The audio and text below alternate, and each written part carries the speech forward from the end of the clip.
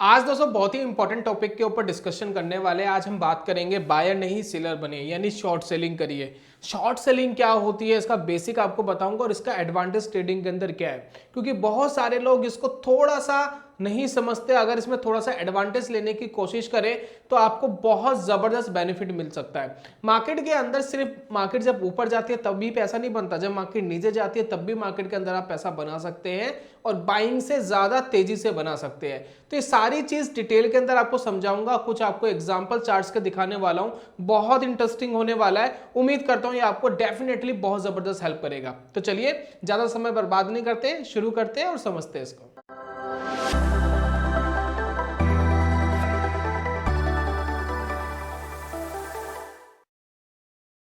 बहुत बहुत स्वागत है आप सभी का ट्रेडिंग चैनल के यूट्यूब चैनल में। मेरा नाम है अनमोल मित्तल। सबसे पहले बात कर लेते हैं स्टेप नंबर 1 की। देखिए व्हाट इज शॉर्ट सेलिंग। जिनको नहीं पता उनके लिए ये स्टेप है, जिनको पता है ये स्टेप आप स्किप कर सकते हैं, अगले स्टेप पे जा सकते हैं। जिनको नहीं पता शॉर्ट सेलिंग होती क्या है उनको जरा मैं समझा देता हूँ। देखिए शॉर्ट सेलिंग का मेनली मतलब क्या है कि आप पहले बेच दो और बाद में खरीद लो। फॉर एग्जाम्पल देखिए क्या है, नॉर्मली मान लेते कोई स्टॉक है जो 100 रुपीज का चल रहा है, ठीक है। 100 रुपीज का कोई स्टॉक चल रहा है, कोई भी चीज 100 रुपए की चल रही है। अब आप इसको पहले शॉर्ट कर सकते हैं, यानी पहले आप इसको सेल कर सकते हैं। अब आपके दिमाग में एक सवाल आएगा कि जो चीज जी हमारे पास है ही नहीं, जिस चीज को हमने खरीदा ही नहीं, उसको हम पहले सेल कैसे कर सकते हैं। अब ये चीज अपने दिमाग से निकाल दो, आप सिर्फ ये सोचो कि कर सकते हैं। आपने एक चीज 100 रुपए की बेच दी, ठीक है। मार्केट अगर आपको लग रहा है कि वहां से नीचे आ सकता है, मार्केट वहां से नीचे आ गया, मान लेते हैं मार्केट 90 रुपए पे आ गया। आपने एक चीज 100 रुपए की बेची हुई है, जैसे ही वो 90 रुपए पे आया, जो भी आपका टारगेट है, एग्जाम्पल के लिए बता रहा हूं, 90 पे आया, आपने इसको बाय कर लिया, ठीक है। अब क्या हुआ, आपने चीज 90 रुपए की बाय करी थी, 100 रुपए की बेची थी, बीच का डिफरेंस क्या है 10 रुपीज। 10 रुपीज आपका क्या हो गया, प्रॉफिट हो गया। यह होती है दोस्तों शॉर्ट सेलिंग, यानी पहले आप चीज को बेच दो, आपको लग रहा है कि वो चीज नीचे जाने वाली है, जैसी उसकी कीमत कम हो जाए आप उसको खरीद लो। इसको दोस्तों कहते हैं शॉर्ट सेलिंग। अब शॉर्ट सेलिंग क्यों करनी चाहिए, क्या रीजन है, थोड़ा सा कॉम्प्लिकेटेड हो जाता है, चीज थोड़ी सी डिफरेंट हो जाती है। कुछ भी कॉम्प्लिकेटेड नहीं है, कुछ भी डिफरेंट नहीं है, इसका बहुत जबरदस्त एडवांटेज है, इसके बारे में मैं आपको बताने वाला हूं। तो शॉर्ट सेलिंग मुझे लगता है आपको स्टेप नंबर 1 में समझ में आ गया। अगर ये 90 रुपए पे ना जा करके ये मान लेते हैं भाई साहब पहुंच गए 110 पर, ठीक है, तो आपने सेल करा था 100 पर, अगर आप 110 पे इसको खरीद लेते तो वही 10 रुपए आपका प्रॉफिट की जगह माइनस हो जाता, ये लॉस हो जाता, ठीक है। इस तरीके से शॉर्ट सेलिंग चलती है, पहले बेच दो फिर बाद में आप उसको खरीद सकते हो। अगर महंगे पे खरीदा तो आपको नुकसान होगा, नीचे गिर गया, अच्छा गिर गया, प्रॉफिट आ गया तो आपको फायदा होगा। ये होती है दोस्तों शॉर्ट सेलिंग। स्टॉक्स में कर सकते हैं, डेरिवेटिव्स में कर सकते हैं, ऑप्शंस में कर सकते हैं, फ्यूचर्स में कर सकते हैं, बहुत सारे सेगमेंट है जिसके अंदर आप शॉर्ट सेलिंग कर सकते हैं, उसका बेनिफिट उठा सकते हैं। तो कभी भी मार्केट के अंदर ये मत सोचिए कि मार्केट सिर्फ ऊपर जा रहा है, बुलिश है तो ही पैसा बन सकता है। अगर मार्केट बेरिश हो रहा है, डाउन ट्रेंड में जा रहा है, तो डाउन ट्रेंड के अंदर भी आप शॉर्ट सेलिंग करके पैसा कमा सकते हैं। डिपेंड करता है आपकी साइकोलॉजी, माइंडसेट कैसा है शॉर्ट सेलिंग की तरफ, क्योंकि बहुत सारे लोगों को शॉर्ट सेलिंग सूट नहीं करती है, बहुत सारे लोगों को सिर्फ बाइंग सूट करती है, बहुत सारे लोगों को सिर्फ शॉर्ट सेलिंग ही सूट करती है। लेकिन मैं इसका पीछे का एक लॉजिक आपको समझाने वाला हूं, आप उसको समझेंगे तो आपको डेफिनेटली ट्रेडिंग के अंदर बहुत हेल्प मिलेगी। चलिए चलते हैं स्टेप नंबर 2 की तरफ। अब स्टेप नंबर 2 में हम बात करने वाले हैं fear advantage in short selling. यहां पर देखिए एक फियर है, होता क्या है मार्केट के अंदर, जरा आप इसको समझने की कोशिश करें, बड़ा इंपॉर्टेंट स्टेप है।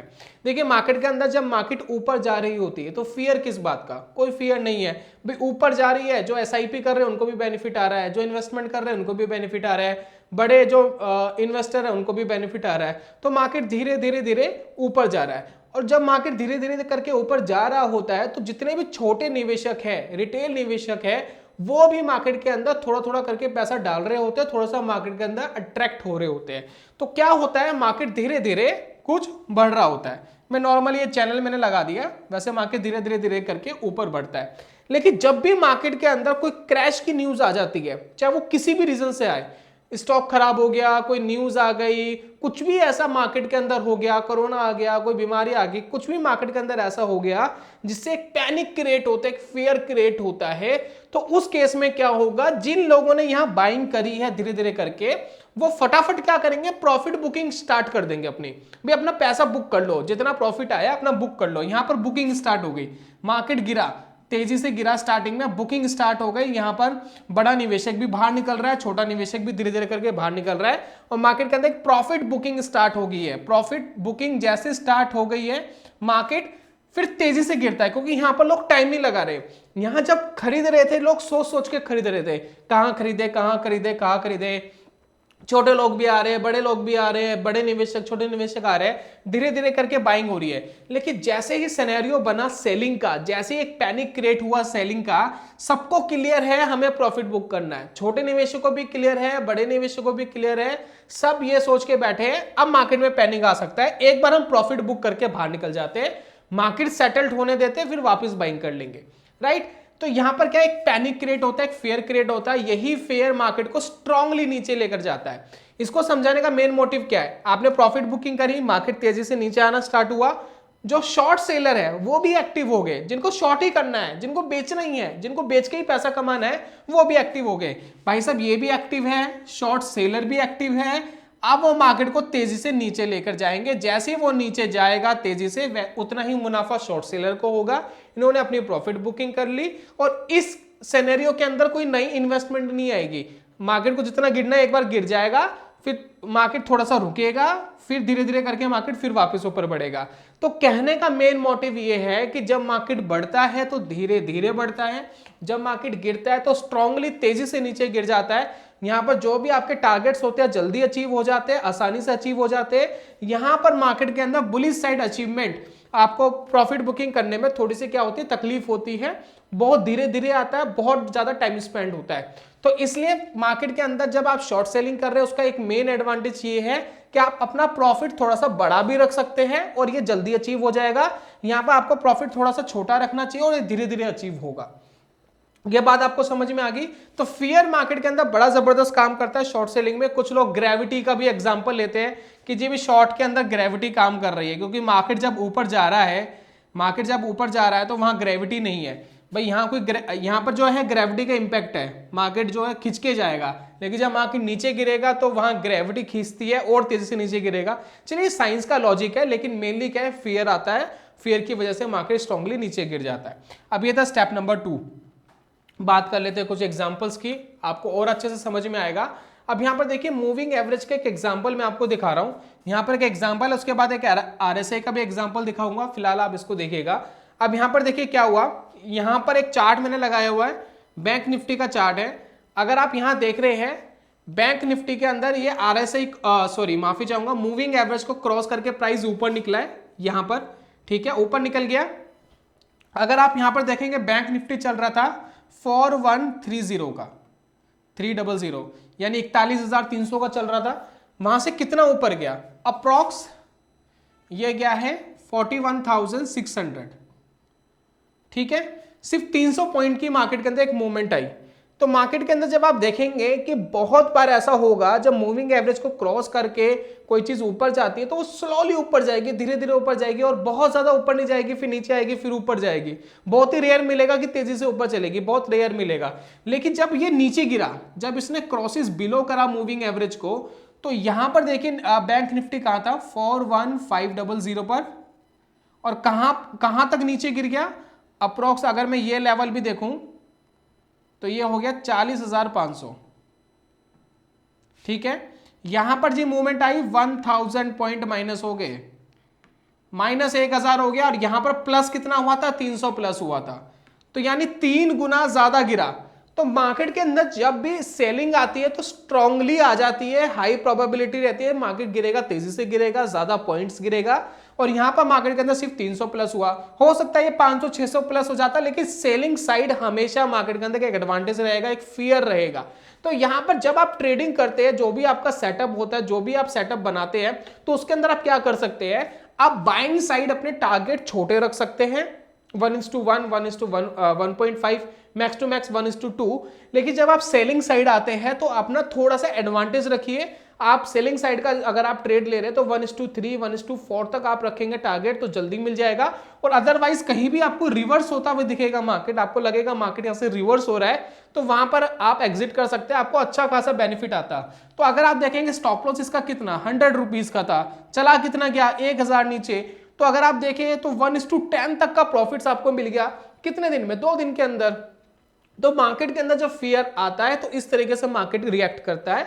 तो इस साइड यानी शॉर्ट सेलिंग साइड अगर आप काम कर रहे हैं तो थोड़ा सा आप अपना टारगेट्स बड़ा रखें, और अगर आप बाइंग साइड काम कर रहे हैं थोड़ा सा टारगेट अपना छोटा रख सकते हैं। मैंने आपको एक डिटेल वीडियो में कहा था कि इसके ऊपर एक डिटेल में डिस्कशन करेंगे इस टॉपिक के ऊपर। चलिए एक एग्जांपल और लेते हैं आरएसआई इंडिकेटर के साथ, और अच्छे से आपको समझ में आएगा। इसके अंदर हमें 60-40 आरएसआई कंसीडर करा है, यानी 60 से ऊपर अगर जा रहा है तो तेजी से ऊपर जा सकता है, 60 के नीचे 40 के नीचे जा रहा है तो तेजी से नीचे जा सकता है। चलिए अब यहां पर देखिए पहला सिग्नल हमें आरएसआई का यहां मिला जब 60 से ऊपर गया, ठीक है। 60 से ऊपर जाने का मतलब क्या है, मार्केट तेजी से ऊपर जा सकता है। तो इधर कहीं सिग्नल मिला, मार्केट ऊपर गया, ठीक है। फिर अगेन हमें यहां पर बाइंग का सिग्नल मिला जिसमें 60 से ऊपर गया यहां पर कहीं, और ये फिर तेजी से ऊपर गया। कितने कितने पॉइंट्स ऊपर गया, अगर आप यहां कंसीडर करेंगे तो ये 300 पॉइंट्स का मूवमेंट है, ये 300 पॉइंट्स प्लस है, ठीक है। और ये अप्रॉक्स 350 मान लीजिए इसको, ये थोड़ा सा बड़ा मूवमेंट था, 350 प्लस, ठीक है। ऑल ओवर आप देखेंगे 750 प्लस है, ठीक है। लेकिन ये 2 स्विंग्स में आया है, एक स्विंग में नहीं आया। 350 यहां प्लस हुआ, 300 यहां प्लस हुआ और तेजी से ऊपर आया। लेकिन अगर मैं यहां पर देखूं आरएसआई यहां पर आ गया था 40 के नीचे, अप्रॉक्स यहां कहीं आ गया था, ठीक है 40 के नीचे। यहां पर मार्केट कितना था, अगर मैं यहां कंसीडर करूं यहां था मार्केट 41,500, और कितना हद तक नीचे गिर गया, अप्रॉक्स 41,500 से 700 पॉइंट्स, -700 पॉइंट्स मार्केट यहां से नीचे गिर गया, ऑलमोस्ट डबल, इसका डबल, ठीक। अगर मैं यहां देखूं फिर ये 40 के नीचे आया अप्रॉक्स, यहां पर था मार्केट 41,100 के आसपास, और मार्केट चला गया 40,600 के आसपास, यानी 500 पॉइंट्स का और एक माइनस पॉइंट।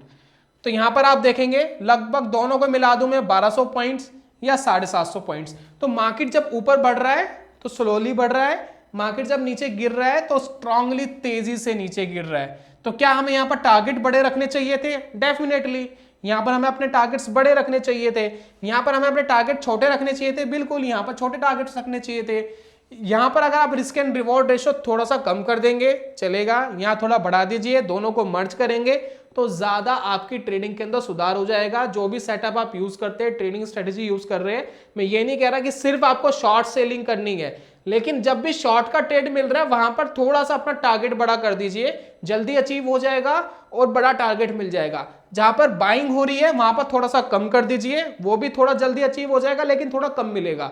दोनों तरफ के ट्रेड आप ले सकते हैं। मैं ये नहीं कह रहा कि सिर्फ शॉर्ट सेलिंग ही करनी है आज से आपको। मार्केट जब बुलिश हो रहा होता है तो लगातार ही आपको बुलिश सिग्नल्स मिलते हैं, शॉर्ट के नहीं मिलते हैं। लेकिन जब शॉर्ट हो रहा होता है तो मार्केट को जो भी गिनना होता है फटाफट गिर गिर के खत्म कर देता है, मामला उसका जीरो हो जाता है। समझ में आया? अब आपको एक चीज और समझा रहा हूं जो आपके बहुत काम आएगी। हम बात कर रहे हैं ऑप्शन सेलर की। देखिए अगर आप ऑप्शन के अंदर सेलिंग करते हैं तो उसका एक एडवांटेज आप उठा सकते हैं। नॉर्मली क्या होता है, नॉर्मली हम करते क्या है, कॉल और पुट बाय करते हैं। मार्केट ऊपर बढ़ना होता है कॉल बाय कर लेते हैं, मार्केट नीचे गिरना होता है तो पुट बाय कर लेते हैं। क्या आपने सोचा है कि कोई तो सेल कर रहा होगा कॉल को जब आप जिससे बाय कर रहे हैं, और कोई उस पुट को भी सेल कर रहा होगा। जहां से आपने बाय करा है तो कोई तो सेल कर रहा होगा ना। तो जो कॉल सेलर होता है ना, आप कॉल बाय करते कितने में बाय करते हैं, फॉर एग्जांपल 2000, 5000, 10,000, मैक्सिमम 15,000 में आपको एक लॉट मिल जाता है, कॉल बाय कर ले या पुट बाय कर ले। लेकिन जो उसको सेल कर रहा होता है ना, उसका 1 से 1.5 लाख रुपए का कैपिटल लगता है एक कॉल को सेल करने का और पुट को सेल करने का। तो वो इतना पैसा क्यों स्पेंड कर रहा है, जो कॉल सेल कर रहा है या पुट सेल कर रहा है, वो इतना पैसा क्यों स्पेंड कर रहा है? क्योंकि वो इसलिए स्पेंड कर रहा है क्योंकि उसको एक एडवांटेज है जिसको हम कहते हैं प्रीमियम डिके का। जो आप मार्केट के अंदर कॉल बाय करते हैं, पुट बाय करते हैं, उसमें आप एक प्रीमियम देते हैं। फॉर एग्जांपल 200 रुपए, 300 रुपए, 400 रुपए, 100 रुपए एक प्रीमियम होता है। और मार्केट अगर वहीं का वहीं रह जाए तो वो 100 रुपए धीरे धीरे 200, 300 जो भी आपने दिया है वो जीरो हो जाएगा अगर मार्केट आपके फेवर में नहीं गिरा। तो ऑप्शन सेलर को एक एडवांटेज हमेशा रहता है कि मार्केट मेरे फेवर में रिएक्ट कर दे तो भी उसको पैसा मिलेगा, मार्केट वहीं की वहीं रुक जाए तो भी उसको पैसा मिलेगा, अगर मार्केट उसके अगेंस्ट चलेगी तो उसका पैसा लूज होगा, राइट। तो उसका एक पॉइंट जो है वो ऐसा है जिसमें वो चली गई तो उसको लॉस होगा, अदरवाइज 2 पॉइंट्स में उसको बेनिफिट आने वाला है और बायर्स की तरफ से वो पॉइंट का एडवांटेज भी हट जाता है। तो यही दोस्तों मैं समझाने की कोशिश कर रहा हूं। अगर आप ऑप्शंस के अंदर सेलिंग का सिनेरियो ढूंढ रहे हैं तो जो सेलिंग का बेनिफिट है, जो फियर है, उसका बेनिफिट तो आपको मिलेगा ही, प्लस जो थीटा धीरे धीरे डिके हो रहा है उसका और एडवांटेज ऐड हो जाएगा। मैं आपको यहां समझाना चाहता हूं। देखिए यहां पर बैंक निफ्टी बढ़ा था, गिरा नहीं था, फिर भी उसके बिहाफ पे मैं आपको एग्जांपल दे रहा हूं। आप यहां पर देखिए, ये वाली आप ग्रीन कैंडल देखिए और यहां पर देखिए हमने पुट सेलिंग का यहां पर एक कॉन्ट्रैक्ट लगाया हुआ है, ठीक है, एट द मनी के ऊपर। तो यहां पर पुट सेलिंग हमने करी है, यानी मार्केट अगर ऊपर जाएगा तो ये नीचे गिरेगा। तो अगर आप यहां पर पुट को सेल करते, पुट को सेल करते, अगर आप सेलर बनते, पुट को सेल करते तो क्या होता जरा समझिए। मार्केट ऊपर कितना बढ़ा, अगर आप देखेंगे लगभग 40,100 से लेकर के 40,400 तक ऊपर गया। ये वाली जितनी कैंडल बनी है ना, जितनी बड़ी कैंडल बनी है उससे बड़ी कैंडल ये वाली बनी है, उससे बड़ी कैंडल ये वाली बनी है। तो अगर आपको लग रहा था कि मार्केट यहां से ऊपर जा सकता है तो पुट सेल कर सकते थे, पुट सेल में बेनिफिट होता। और अगर आपको लगता है कि मार्केट यहां से नीचे जा सकता है तो कॉल सेल कर सकते थे, इससे आपको थीटा डिके का बेनिफिट मिलता। तो अगर मार्केट यहां पर अगर आप देख रहे ग्रीन कैंडल छोटी बनी है, वही रेड कैंडल इस ग्रीन कैंडल से बड़ी बनी है, कितना स्ट्रांग बनी है। उसके बाद आप देखिए मार्केट में जब ये ऊपर गया मार्केट, ये 4 कैंडल्स पे आपको नजर डालनी है, 1 2 3 4। इसकी बॉडी देखिए कितनी बड़ी है, ज्यादा बड़ी बॉडी नहीं है। अब इन 4 कैंडल पे नजर डालिए, इनकी बॉडी देखिए कितनी बड़ी है, यानी यहां पर थीटा डिके हो रहा है, प्रीमियम डिके हो रहा है, इसलिए बॉडी बड़ी बन रही है। इस वाली कैंडल पे नजर डालिए, ऑलमोस्ट बराबर दिख रही है, कोई खास फर्क नहीं आ रहा। लेकिन लास्ट वाली कैंडल पे नजर डालिए, जो ये शूटिंग स्टार टाइप का बना है, यहां पर हैमर बना है, यहाँ शूटिंग स्टार बना है, तो शूटिंग स्टार ये बड़ा बना है, यहाँ छोटा बना है।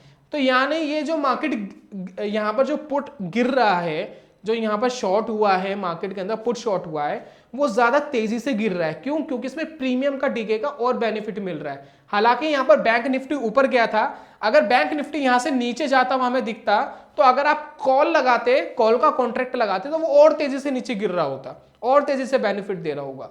तो ये दोस्तों होता है एडवांटेज ऑप्शन सेलिंग के अंदर भी। देखिए सेलिंग का क्या एडवांटेज है वो मैंने आपको बता दिया है, मार्केट गिरता है, तेजी से गिरता है, फेयर आ जाता है।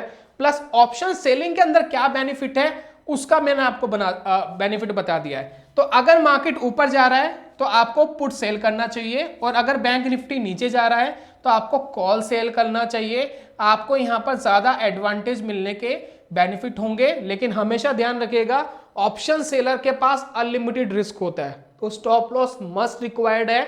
ओवरनाइट रिस्क हमेशा ध्यान से लीजिएगा, ऑप्शन सेलिंग के अंदर नहीं लेंगे तो ज्यादा बेनिफिट है, इंटरडे में खत्म करिएगा कॉन्ट्रैक्ट। और अगर ओवरनाइट लेके जा रहे हैं तो हैच करके लेके जाइएगा, क्योंकि मार्केट इधर उधर अगर 1000-2000 पॉइंट हो गया तो ऑप्शन सेलर को अनलिमिटेड नुकसान होता है। तो इसलिए यहां पर स्टॉप लॉस मस्ट रिक्वायर्ड है, ओवरनाइट रिस्क प्रोटेक्ट करके चलेगा, हैच करके चलेगा, नहीं तो एक दिन में ये सारा कैपिटल उड़ा देता है ऑप्शन सेलिंग। अगर एक दिन ऐसा आया तो आपका सारे प्रॉफिट्स ले जाएगा, सब कुछ जीरो कर देगा। तो इसलिए ऑप्शन सेलिंग के अंदर ये चीज संभल कर करिएगा हमेशा। तो ये था दोस्तों आज की वीडियो के अंदर। उम्मीद करता हूं कि आपको ये पूरा कॉन्सेप्ट समझ में आया हो कि किस तरीके से आपको अपने ट्रेनिंग सेटअप के अंदर थोड़ी सी चेंजिंग करनी होगी। सेलिंग की तरफ थोड़ा सा ज्यादा टारगेट रखना होगा, रिस्क एंड रिवॉर्ड रेशो ज्यादा बढ़िया रखिए, बाइंग की तरफ थोड़ा सा कम कर दीजिए ताकि वो बाइंग वाले टारगेट्स भी आपके हिट हो जाए। और अगर आप ऑप्शन सेलिंग की तरफ जा सकते हैं, कुछ एडवांटेज ले सकते हैं, तो ऑप्शन सेलिंग वाले सेटअप देखिए, उसके अंदर प्रैक्टिस करिए, पेपर ट्रेड करिए, उसके बाद धीरे धीरे मार्केट के अंदर लाइव पैसा लगाए, और जब कॉन्फिडेंस आ जाए तो पैसों को धीरे धीरे बढ़ाए। तो ये दोस्तों था आज की वीडियो के अंदर। उम्मीद करता हूँ ये आपके जरूर हेल्प करेगी, काम आएगी आपके। और जल्दी मिलूंगा नेक्स्ट वीडियो में, तब तक के लिए good bye, God bless you, bye bye दोस्तों।